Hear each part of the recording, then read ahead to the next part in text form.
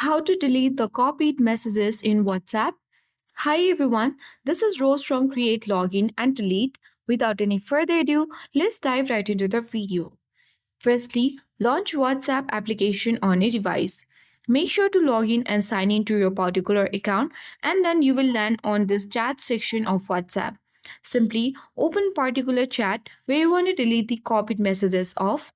Now let's select any one of the messages from the chat section and tap three dots at top right corner of the screen. Select copy button and it has been copied to your clipboard. Simply select message at bottom of the screen and after that your keyboard opens. Select the four dots at bottom left corner of the screen. Now at the top you will get different options like clipboard, GIF, and many more. So simply select GIF or clipboard option and here you got the recent option. Under that there is the copied message. Simply tap and hold the copied message and then tap delete button and it has been successfully deleted. That is how we delete the copied messages in WhatsApp. I hope this video helped you.